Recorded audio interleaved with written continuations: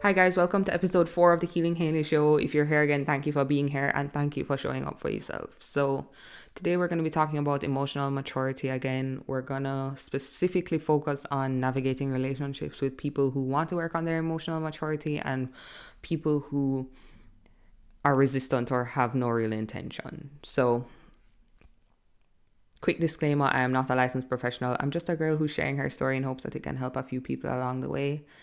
And if you are looking for that help, then definitely go seek it elsewhere. If you want to stay and keep listening, as I said, we're talking about emotional maturity, part 3. So there is a part 1 and 2. Definitely go check out those videos. This video is going to make a lot more sense to you if you do. Before we jump into it, my name's Haley Foreman. I'm going to be your host. Like this video if you do, and definitely subscribe right there. It helps me out and I would greatly appreciate it. So let's start with a quick recap of the last episode. We spoke about signs for recognizing emotional immaturity within ourselves. Those same signs are going to help us recognize it in other people. So let's just kind of list them again and get familiar with them again. They have a hard time committing in relationships.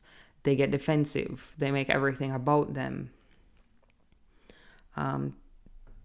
They have a hard time going deep or being vulnerable in their connections.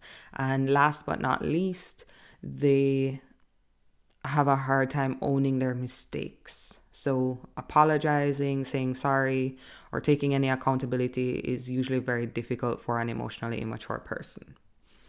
Another indicator of emotional immaturity is when you're in a connection with someone who is emotionally immature, you feel very alone. There is this sense of loneliness. So that's definitely something to watch out for. If you're starting to maybe look at these signs and you can see them in your connections and you want to have a conversation about this and find out if the person's willing to work on things, because probably your needs aren't being met or your boundaries are being broken in some way, or you just feel unsafe in the connection, then now you want to start thinking about how you can communicate that and find out if they do want to work on it. So you definitely don't want to just say, hey, I read this thing about emotional immaturity and you check all these boxes, so you're emotionally immature and you need to work on that for this relationship or this connection to work. You definitely don't want to do that. What you want to do is start with yourself.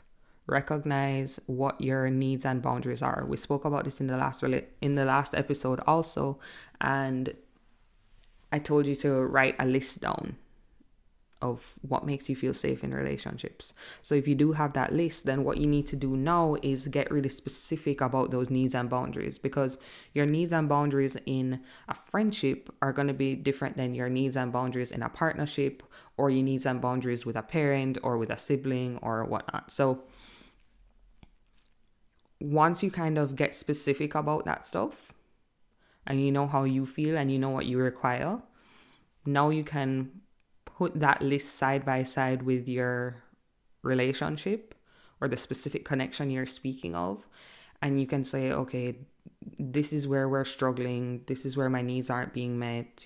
This is where my boundaries are kind of being crossed and I need to bring light to that and whatever. So once you get into that and really know how you feel around it, then you want to also add some details. So maybe add some specifics as to when your needs weren't met or how it made you feel, and when your boundaries were broken and how that made you feel, and just be kind of specific, because it's possible that when you do have this conversation, the other person may want to gain some perspective for understanding.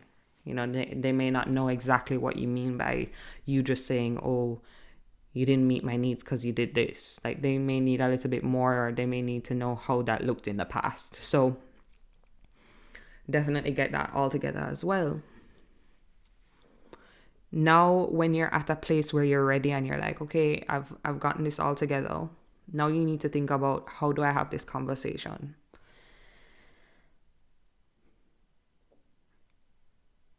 You need to decide for you what makes you comfortable and what makes you feel safe. Is it having a conversation in a direct way, or is it having a conversation in an indirect way, like maybe a phone call or a letter or email, or maybe even a text message, although I wouldn't suggest that. I personally would suggest direct communication in person. I think it leaves less room for error, and also I think it lets the other person know that you really care about it. More indirect ways can kind of come off as if you care a little bit less. And then the third thing that direct communication does is it allows you to have a back and forth with someone. You guys can both hold space, but then you can get into a place of having that back and forth and maybe compromising on some things. So you have to do what you have to do to feel safe, though. So you choose that. And even if you're maybe you do want to have the conversation directly, but you're a little bit nervous about starting it off. So maybe you want to start it off with a letter, and then you want to move to maybe having the conversation in person. Then that's an option too. Like, there's lots of options. So just sit and think about what might look best for you. And then when you have this conversation, just from yourself, you need to be honest. You need to be authentic. You need to be clear, and you need to be direct. When you do all of these things, you also need to be very gentle and very kind, and understand how it would feel to receive this. Because to some degree, even if people are emotionally mature, to some degree, a conversation like this can start with a very immediate feeling of, oh, this person's having this conversation with me because they're dissatisfied on some level. And that can be scary, So you definitely want to be as kind as you can in that moment. And after you've done that, you move forward and you say, okay, I'm going to do it in this way, and I'm going to communicate my feelings to them. I want to talk about one more thing really quickly before you do that. Focus a little bit on how someone is going to receive it. Not just that, they may be a little bit offended or something, but how someone is actually going to receive the way you communicate with them. So I'll give you an example, or I'll kind of show you how I failed at this. For me, I often communicate in a way that I would want to be communicated with. So I want my communication to just be direct and like, tell me what happened, and still be kind, but just tell me. Like, don't leave anything out. Just tell me exactly what it is. Like, that's what I need to feel safe when like someone's communicating with me.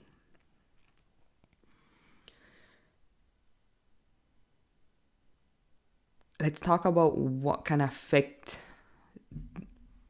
your style of communication. Number one, your culture, where you're from. For me, I'm from Jamaica. Jamaica is a very critical place. It's very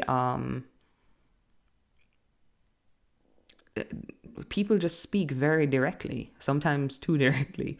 And I love Jamaica. I actually love that style of communication. I think it is what's necessary. I think it allows for connection because you're actually saying how you feel and there isn't all this in between and whatnot. But like I said, there is some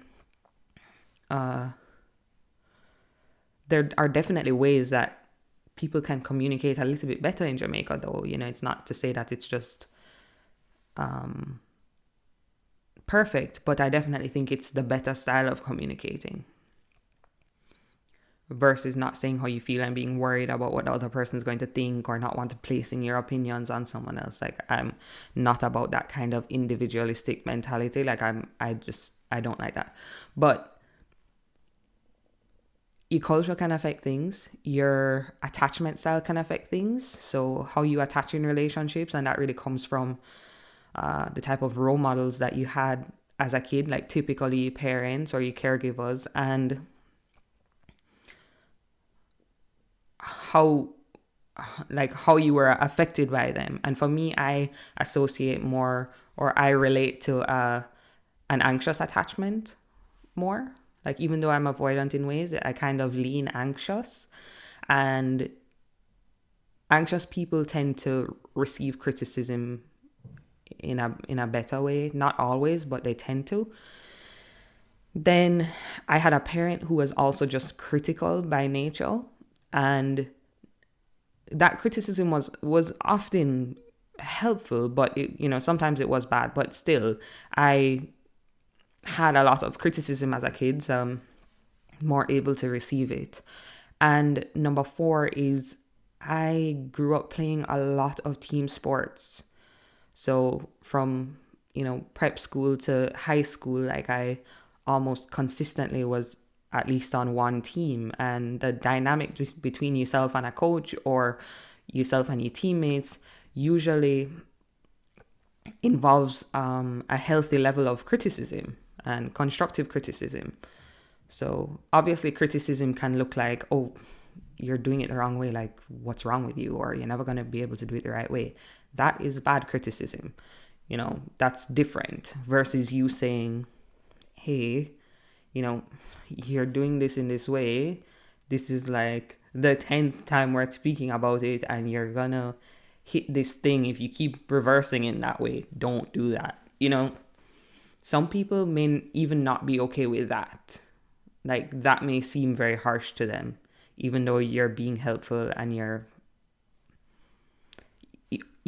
constructively criticizing them because you're trying to show them not only that, like, they're doing something that's not going to work, but how they can fix it. But now I'm going to talk about avoidant attachment styles and how even an avoidant attachment style may look at that and think that's too critical. Some people are just not a good fit for other people, if that's the case. But for me, like I said, I want that in my life. I want someone to tell me, like, hey, do this better because it's going to help you. Like, whatever's going to make my life easier and more efficient, tell me. I'm not going to make it personal, and maybe I would need to be in a relationship with someone who is willing to accept that as well.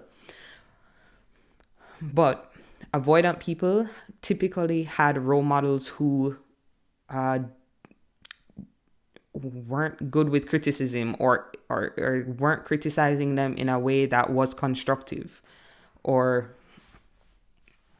they just tend to be much more sensitive to criticism.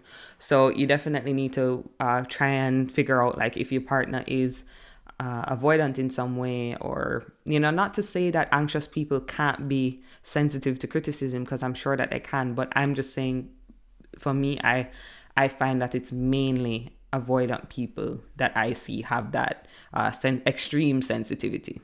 So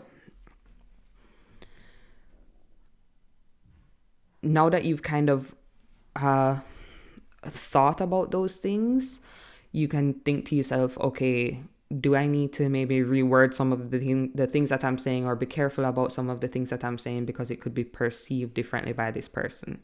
You can't go to an extreme for this, because now you're just walking on eggshells, right? Like, you can't walk on eggshells in your relationship. Like, you have to be able to say how you feel. If another person is making you feel like anytime you express yourself, you're arguing or criticizing them, then they need to go do that work on their own. That's their own business. If it's every time, if it's not just like specifically them saying, hey, like I know you're trying to help me, but when you say this thing, it specifically hurts my feelings. Could you maybe not try and say that? Like for me, I had this in my life where I would say, like someone was saying something, like they were saying how they felt around something, and I'd be like, don't feel like that. Like that's so stupid. And that was like a big thing. Like people really did not like that, and I had to stop saying that, even though it wasn't coming from a place of like you're stupid. It was just me saying like, nah, like that thing is stupid. Don't feel that way.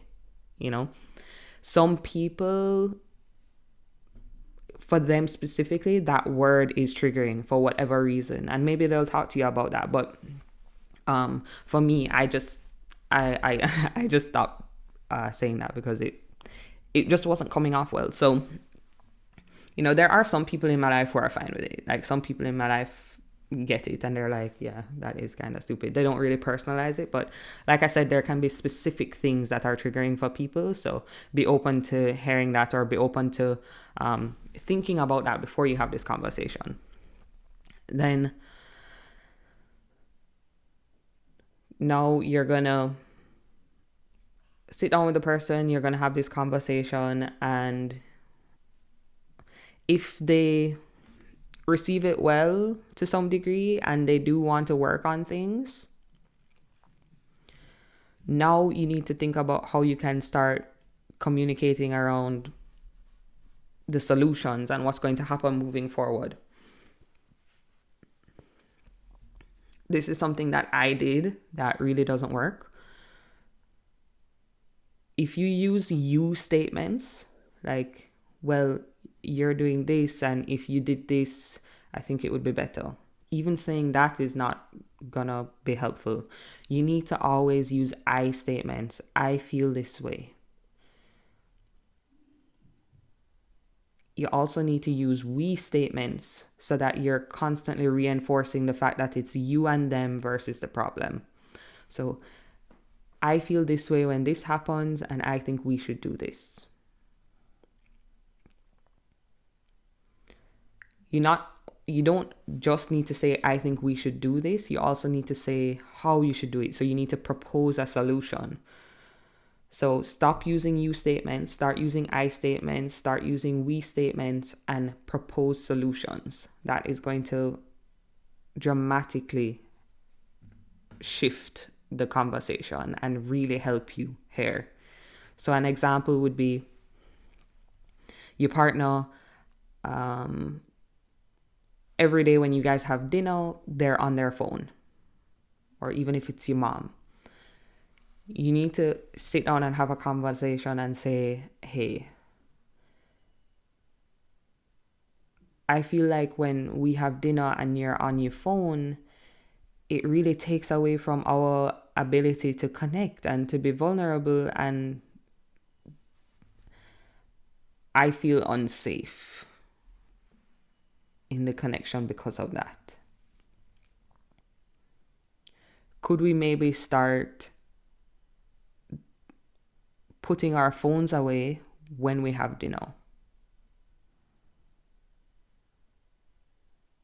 Something like that. You need to have a conversation that's saying how you can move forward in a better way. And then be open to that person saying, hey, I don't want to be on my phone. Could we maybe have dinner at 8 o'clock rather than 7 o'clock? Because at 7 o'clock, I'm technically still working, and that's why I'm often on my phone. And it's not because I don't care about you or care about connecting. But if we had dinner just a little bit later, could we try that? And then you would have to obviously now hear that and compromise and find a way to make that work as well, because certain people do have obligations, or there may be reasons why they're on their phone. So be open to that and hold space and listen, and try to, as I said, work on the solution together.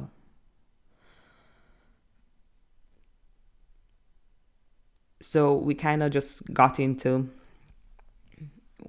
what it may look like if you have a conversation with someone who is emotionally immature. Let's talk about the opposite, someone who's resistant. If you bring up how you feel around things that they've done, they can start to guilt you, shame you, be aggressive, sulk, be cold. The worst of all is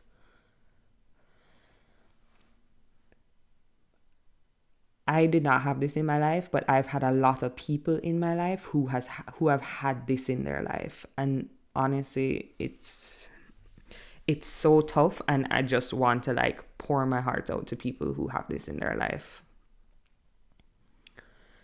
The parent who this is specifically with parents, but it could be other relationships, but it mainly happens with parents. They show you that love and support when you say something. So you say how you feel, and they're like, "Oh, sweetie, honey, I'm sorry. Like, I didn't realize I was doing that. Whatever. I didn't realize I was such a bad mom."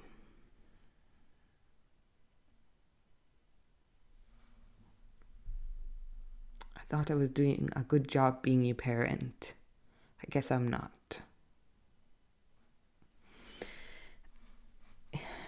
It is so hard for me to have compassion for people who do this, especially parents. But, you know, I live my life from a place of love now. Like, I know that there is a reason why they do that.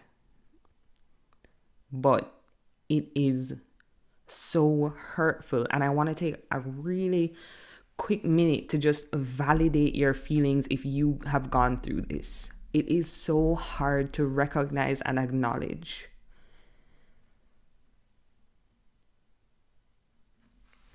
It's tough. It really is, but it is happening to you. Because why I said it's the worst is because it's so covert. You don't realize it's happening because you're like, no, like, my dad cares about me. He says he loves me, and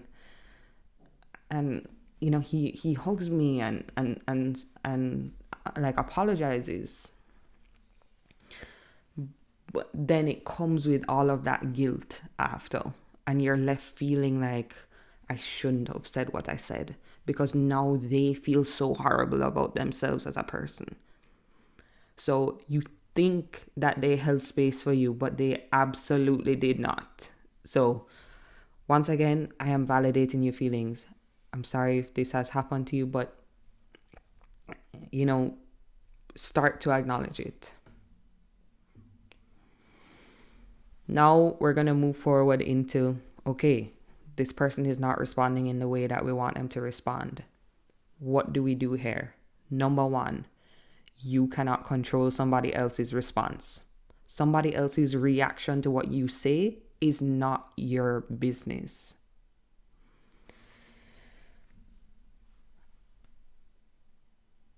It's really hard advice, but the thing that you have to do here in these relationships is completely detach. Not necessarily detach from the relationship. That's up to you, whatever you may want to do. But some people have relationships in their life that they can't detach from, because it's their parent, and they're 23, but they still live in their parents' house, and they still have to have a relationship with their parent. What do you have to do here? You have to detach. Literally say it in your mind. Detach, detach, detach. This is in the book. Read that book, Adult Children of Emotionally Immature Parents. It is really going to help you. But this is a part that's in the book where you have to repeat that to yourself. You have to recognize that the outcome has to be detached from. Because if you think about what has happened thus far, especially in a relationship with someone who you're close to, who you've maybe expressed yourself to multiple times, you have to start detaching from any outcome because they've pretty much proven to you that they're not willing to see your perspective. The reason that this is happening is because someone can only understand you at their level of understanding. So once you recognize that, you can depersonalize it and you can be like, this person is not able to see what I'm saying. So no matter how many times I say it, what way I say it in, like none of that is going to matter. And you have to get comfortable with that first. And it can be especially hard if it's a relationship with a parent or an older sibling or something like someone you kind of have on a pedestal in your life. That can be very, very difficult, but you have to knock them off that pedestal and you have to recognize that, in ways your relationship may be, like I can look at my relationship with my dad and I can say, oh, like he's a really intelligent person. Like he's taught me a lot of really great things, but also he's like not showed up for me emotionally. And I just have to hold that duality and move forward. And I can say, okay, like I can still, ask him for advice at times, even though I know he may go off on a tangent about this and that and all the things I'm going to do wrong. And what I can do in that situation now is I can still have the conversation if I want to. If you have to understand your own capacity and your own bandwidth for these interactions. For me, I'm okay with it. But I can have that conversation and I can listen to all the good things he may have to say. And then once he starts going down a different road now, I can just be like, okay, Dad, like all I asked you was just for this advice. Thank you for giving me that advice. And that's it. And you literally like detach from anything else and realize that no matter how you respond to it, no matter how you react, it's going to happen again. And I'm not saying that like every relationship is doomed, and just because someone responds in this way first doesn't mean that like at some point,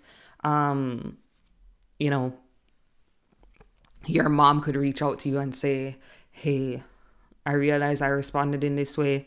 Now can we move forward in a healthier way? I would like to try to do what you were suggesting before. Maybe it will take people a little bit of time, but all I'm saying is you can't wait for that. You can't hope for that. Some people do not want to move out of their emotional immaturity. Some people want to stay there. Some people are too scared to move out of it. There's lots of different things, but it doesn't change the fact that they're not moving out of it. And you have to do what's good for you in that moment. So I wish that there was another explanation. I wish that there was something I could say to make the actual relationship different, but there isn't. The truth is that the only way to make those relationships different is to change your perspective and your expectation of what's going to happen.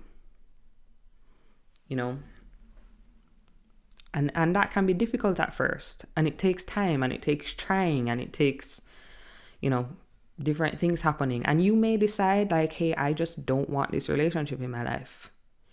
And that's okay. Like if you feel like you keep putting your foot out and it keeps getting stomped on, you have every right to be like, no, I'm not putting my foot back out there if you don't want to, if you don't feel like it's ever going to get better. I think you should, if you are in a safe situation, I think you should push yourself to try, because I think that's what life is about. But once again, that's my own personal opinion. So it's totally up to you.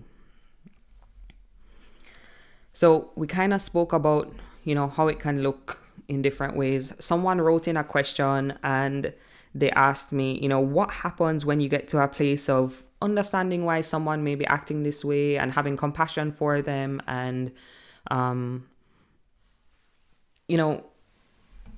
really empathizing with why they're acting the way that they are, but that person is still in a place of like not being vulnerable and is still being toxic in some ways. First things first, if you are in a harmful situation, like physically, mentally, emotionally harmful, then you have to step away.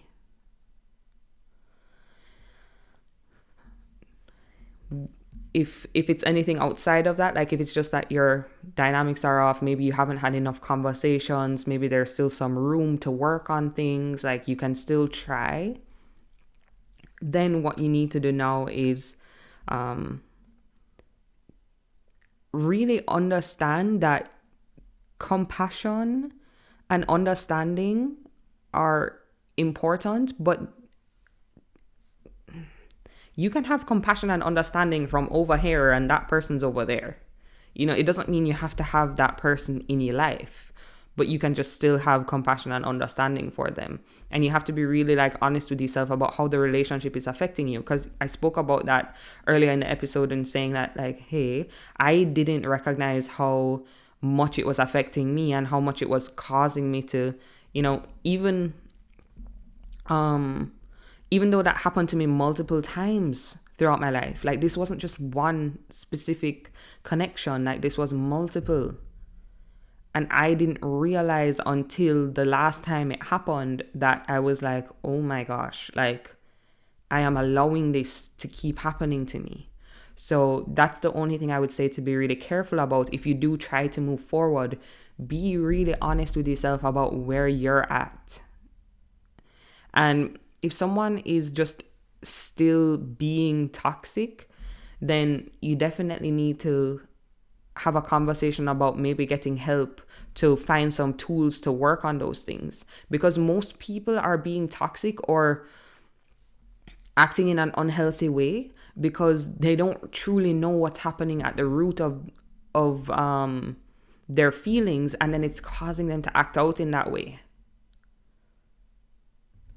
So maybe you guys need to get help. Maybe you need to get help separately. Maybe you just need to take some distance for a while and then come back together.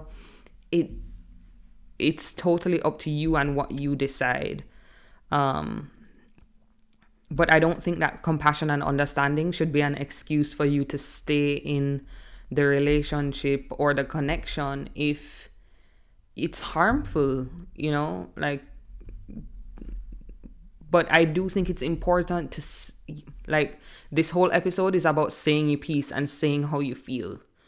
Because I think it's unfair to yourself, first of all, and to other people to not have a conversation about it first and even try to see if you can work on it.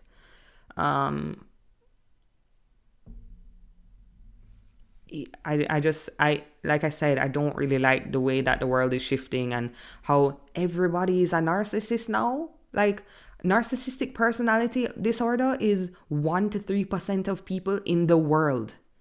But so many people now are like, oh yeah, my partner's a narcissist, my ex was a narcissist, and I'm an empath, and I just had too many feelings for that person. And it's like, probably not. Like, not gonna lie, yes, maybe some of their actions were narcissistic, but probably some of your actions were narcissistic too. People who are really who really identify with that, like, empath, you often personalize situations, are often making things very about you and not recognizing it. Like, that can happen too. So like I said, I do not subscribe to that. Like, yes, maybe you'll hear me use the word toxic from time to time, but it's not like a person is toxic. It's just that, like, your behavior or your dynamic may be at that point and things need to be worked on. But to answer your question, if it's harmful, get out of that situation. If it's something you feel you have the capacity to keep working on with that person and you think that they're actually taking steps towards shifting, if you think that they're, like, not taking steps towards it and they're just still being toxic and not opening up and not sharing how they feel, then you have to set a timeline. Setting a timeline is one of the most important things in saying, hey, this is happening in this relationship. At what point do I need to say no more if I don't see any change? And some people look at this as like an ultimatum. For me, I would rather be honest. I would rather be honest in that moment and let that person know, like, this is what's happening. This is how bad I feel. I would rather let that person know. So I mean, ultimatums to me are a little bit different. Like, an ultimatum is more like, well, if you don't propose to me next year, like, I'm out of this relationship. Where it's like, you're just forcing a person to, like, do something you want them to do. Whereas this is more like, no, the dynamic of our relationship is actually hurting me at this point, because you said you were willing to work on things and you're not working on things in a way that's actually creating significant change in our dynamic.